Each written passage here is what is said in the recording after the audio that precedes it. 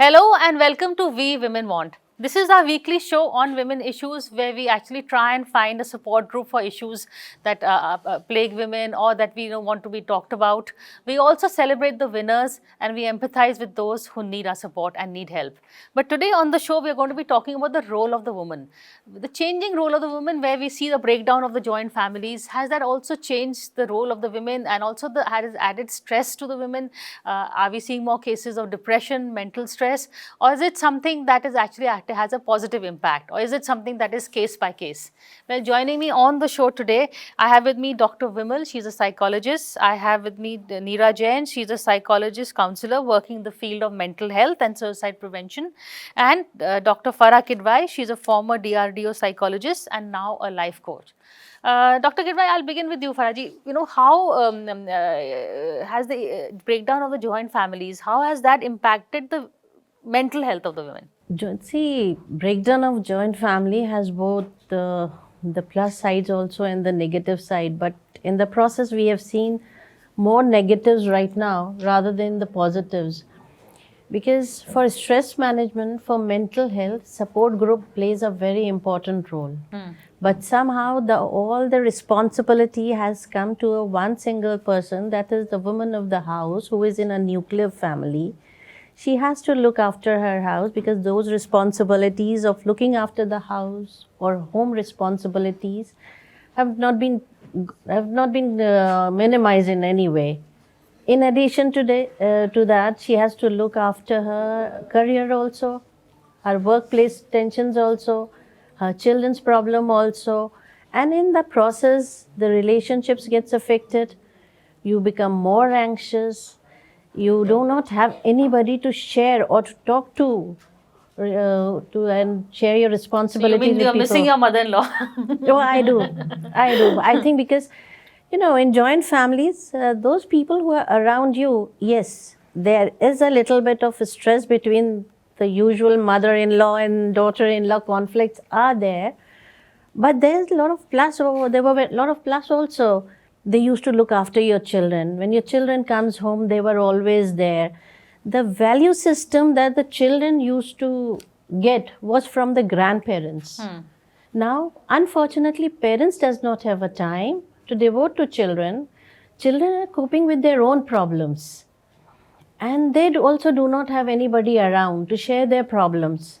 Parents naturally are busy. No uncle, aunties, no grandparents, no cousins. So in the process, the whole responsibility comes to one poor mother who is working also. She has to cope with this. Or when she comes back from the office at 7 or 8 or whatever the time, she has to deal with all these things. So how much time she can give? We all have a 24 hours. And within 24 hours, getting all the responsibilities, putting all the responsibilities on one person is taxing, and that is causing mental health problem. These anxieties, helplessness, frustrations, because you do not have anybody to share your responsibilities or to talk about your problems. Okay. So I'll take off from the last point. The women are also working. So, whether you're working or not, that role of the woman still remains as the homemaker, the soul of the house is the woman, whether she's earning, working, or staying at home. So that the responsibility is always hers and not the man's.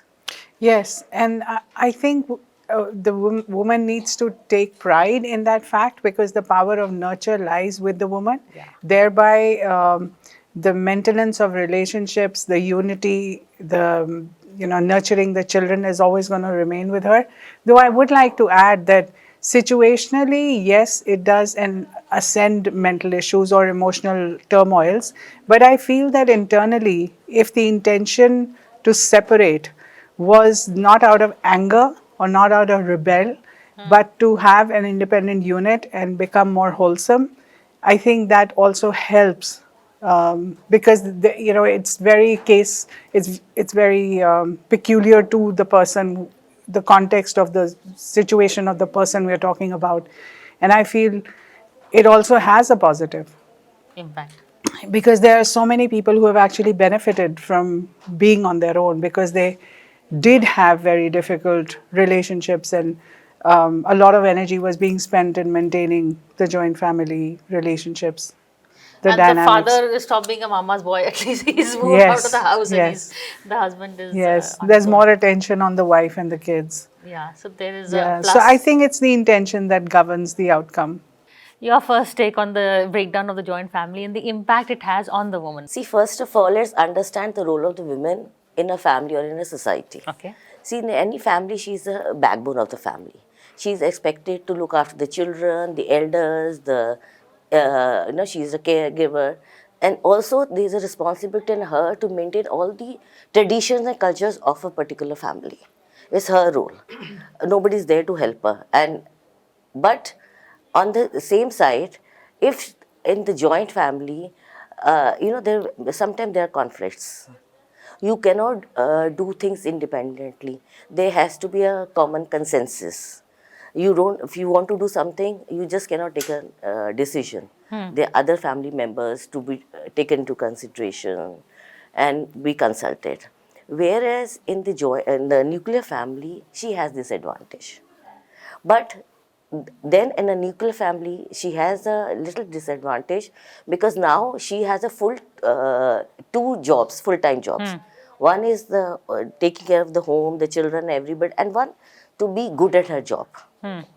Then add it to then, sometimes she has a guilt of leaving the children behind. And that guilt the men don't have. They don't have. Institutionally. They don't have because in our society it is assumed there's a woman who has to fit into all these roles. Correct. Men has got nothing to contribute. I should not contribute in the well-being of the family, the looking after children or any other things. So this also adds pressure to her. The guilt also, emotionally or she sometimes gets a lot of anxiety, the stress. Then sometimes it lowers her self-esteem. She loses confidence, that I'm not able to, look after both the things. The people to say, "Dekha, tumne ye nahi kara." The husband's also pointing out, "You've not done this, you've not done that." So it has both its plus and minus. I won't say joint family system is anyway, if things work, it's a happy situation, is anytime better than a nuclear family system. But then nuclear family gives you little more room to live up to your dreams, to do things that you want to do. So as Vimal said, intention also Yeah, is it's important. the intention. Yeah. But is it the makeup of the woman that that she feels we tend to take on the guilt more than the men? We put ourselves as in the more responsible position. See, the role of men and women have been assigned by the society for ages. Men to look after the needs of the woman and women to look after the family needs. Right? And they were the sole pillar or the most important pillar to groom their children, to look after the elderly, to look after the responsibilities of household, to have a happy family. Focus more on relationships. Now the problem is, since we have been told by the society this is your role, that's why the woman feels a guilt. But the guilt is not only with the woman.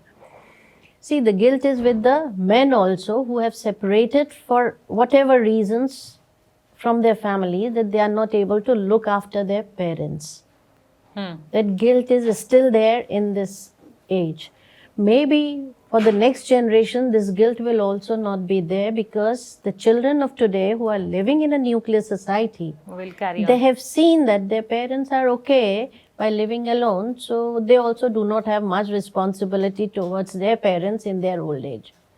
Second important thing is, yes, there are always confrontations, or you can say conflicts or disagreement in a joint family. But one value that it taught was of collaboration, bringing together. Now, this collaboration is not restricted only to the family. It is required everywhere, at your workplace also, or with your friends, or wherever the teams are, wherever the organization is, be it family or be it your workplace. Now, somewhere we are becoming more self-oriented. Rather than working on collaboration, we are working on our personal goals. That is. And because of that, we are paying the price in terms of our mental well-being. Third important point that I think is very important nowadays is for those elderlies who are living alone, because the problem of loneliness that they are facing probably will give some reason for the next generation to be more accommodative towards their daughter-in-laws and sons, and compromise that rather than being alone at the old age, it's better to compromise or adjust with them and groom their sons also To be in in a a way, and certain give way. them that liberty and freedom what they are getting in a nuclear family. But see, there are two questions here. One, of course, is this what Farah says, that we are I think the first generation that is caught in the middle, because we've lived in a joint family and we've also experiencing a nuclear family. How good or bad is that? And second is, at what age do women, all this feeling anxiety, depresses? I think for the first 10 years when the child is young and you also working, newly married. After a point, there's a comfortable rhythm that happens. Then what happens? At what age, a point in time that a woman kind of gets comfortable with who she is, what her responsibilities. I'm not just talking towards the family, but towards her own self also. Yeah, I think the milestone ages are around 30, 45, 50 for sure. And I think a lot of changes happen by then because the children have gone off to college. I think there's also more acceptance as a person to just accept yourself for who you are. And you're kind of tired of pretend to fulfill the roles of the role of being a daughter, a wife, a sister-in-law, whatever else. So I think it's, you come into your own, you kind of also accept who you are as a person around between 45 and 50 to be. Yeah. And with men, is it the same? I think with men also. Yeah, this is the second childhood or whatever the men get after 50 is. Well, I think regardless of gender, the age to kind of have this major transformation happens anywhere between 40 to 50. We were to take a broader spectrum, but 45 to 55 for sure. Yes. And but maybe it shows up with men differently. Yeah. Maybe just it's not this. They may not need to rebel as much as a woman does to kind of find her own space and claim her own space. Maybe they do it more by just silent withdrawal. Which is also. But again, it's Depends not upon case to case. Yeah. Again, it's not like some people, maybe silently withdraw. Some then can become more extrovert, more partying. Now their responsibility is not there. And by that time, they have a comfortable, monetary security also with them because the liabilities are over. Kids have done their school. Yeah, they're done and now they're earning and all. So then they feel now they can indulge and do things, maybe sometimes a little overboard. But then that's also one thing that it's almost like na bas bahut kar liya hai. बहुत कर लिया ना, अपने लिए करते हैं. exactly. I think But there's where do one you- more thing in this I would like to add here. See, dependency of men increases more on women as they grow old. I've seen, because That's I'm, true. I'm dealing with elderlies also. I realized this withdrawal is just not passive. Their expectation from their counterpart also increases and they become more and more dependent on them.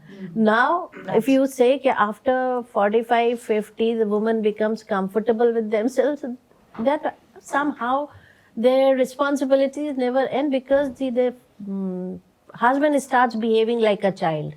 They're so very much dependent on them. True. So the But by coping then, has the become- woman has learned to say a very important word, which is called no.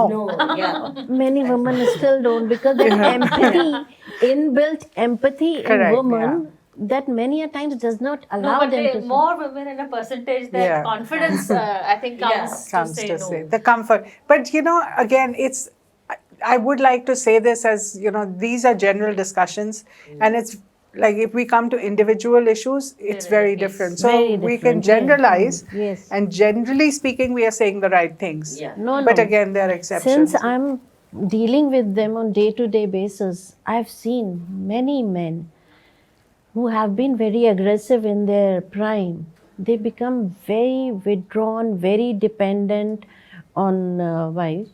Now the problem is, see, the pressure on women is not decreasing in any way. You have a confidence to say no, but what about the guilt? Because the basic nature of empathy, and if you are saying so, no also, then the guilt remains with you. It's a very difficult to take out emotions from anyone, be it men or be it women, because sons, when they say no to their parents, they go through this guilt. When women, they say no to their children or to their husband, they go through this. So this human value, I prefer that it should remain. Otherwise, we all will become too selfish and too self-oriented. And when we will need anybody, it's not that women will always be remain like that. But when they will need anyone, there will be nobody to look after them. That is it. Okay, I'm going to take a break. I'll come back to you, Neera, but a quick break. So stay with us.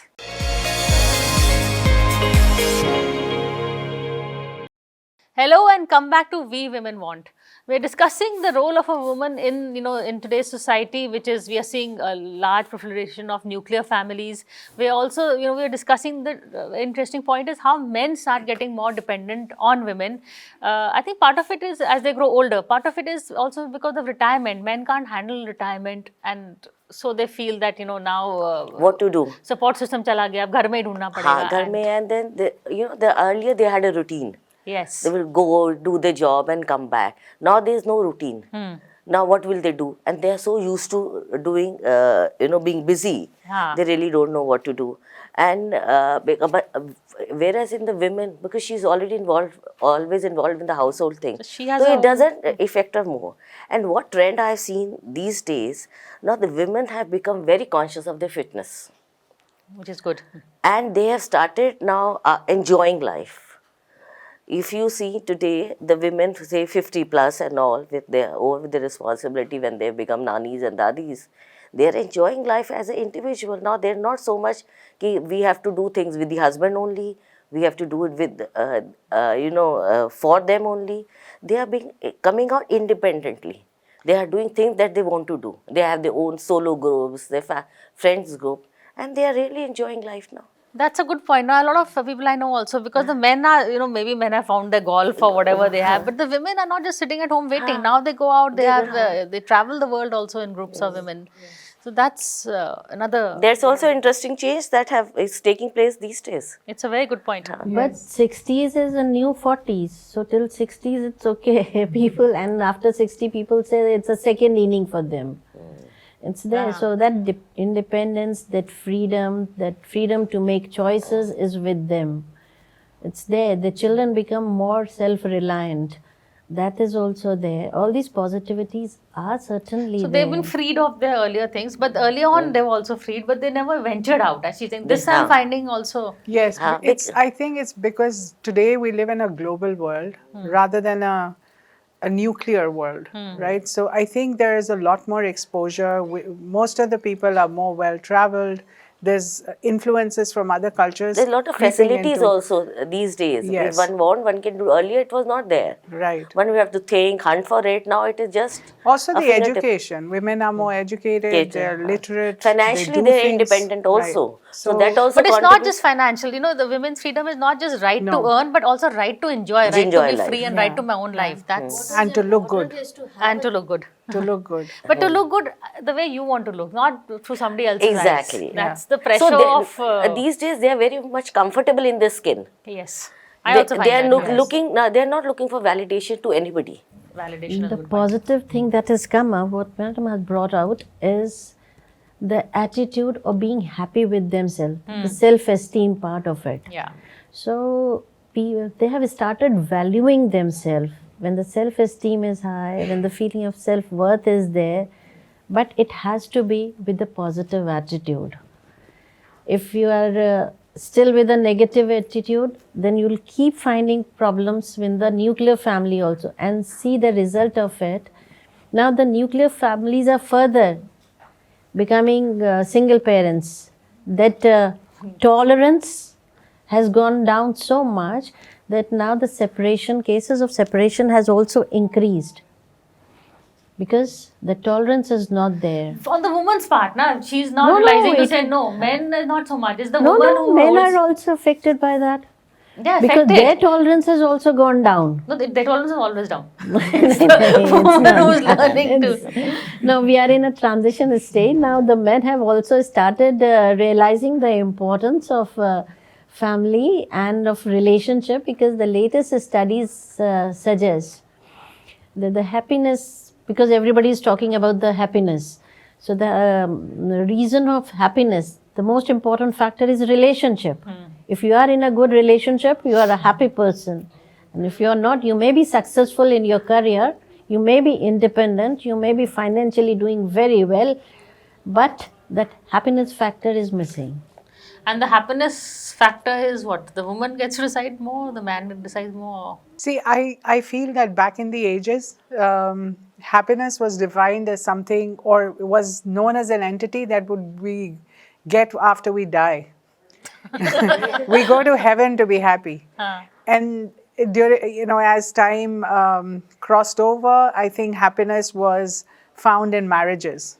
And then happiness was defined as after you have a child, the joy of motherhood.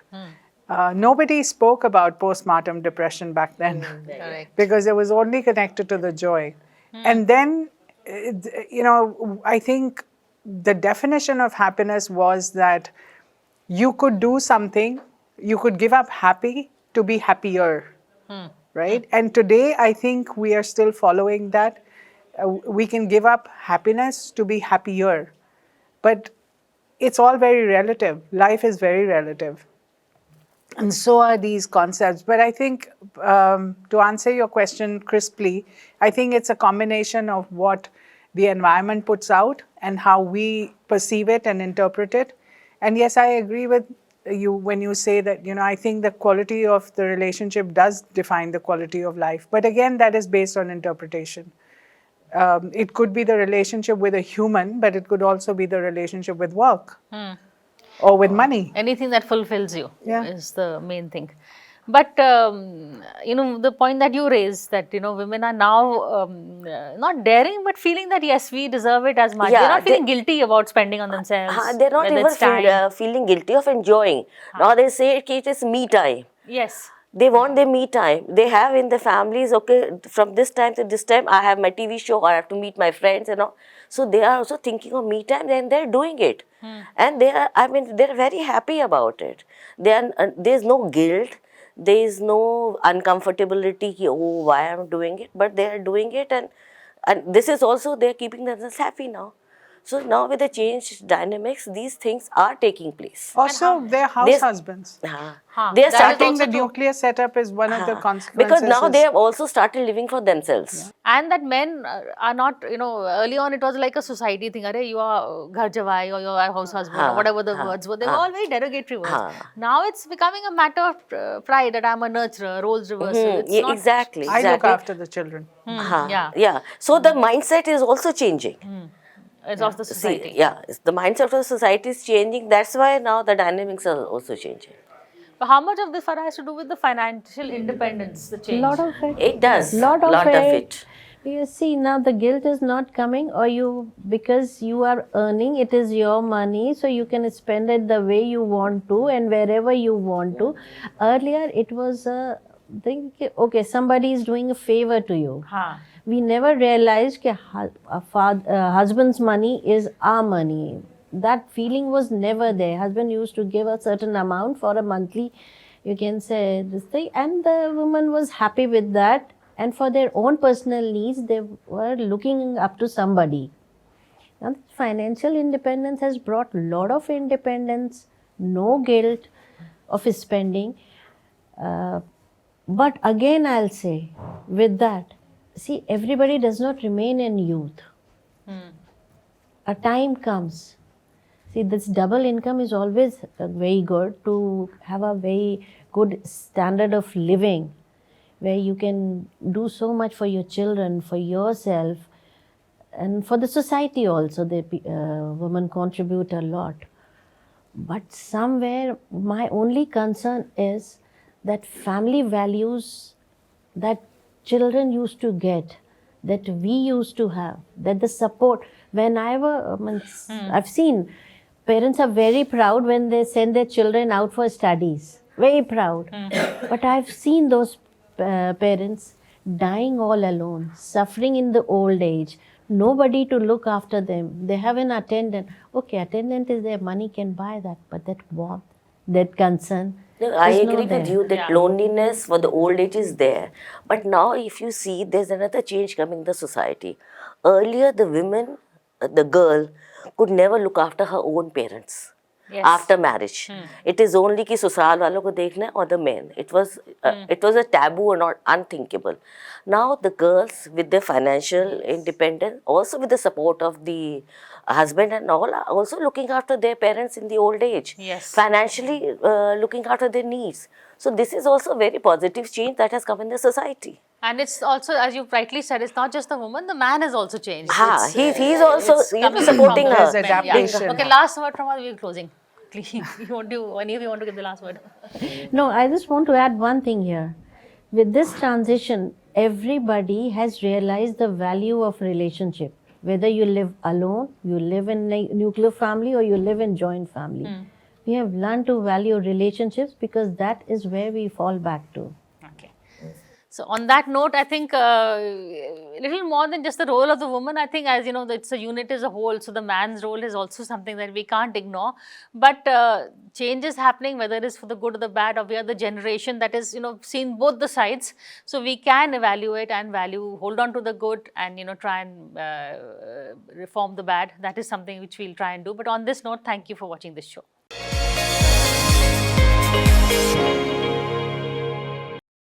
For more such videos, subscribe to the NewsX YouTube channel, hit the bell icon.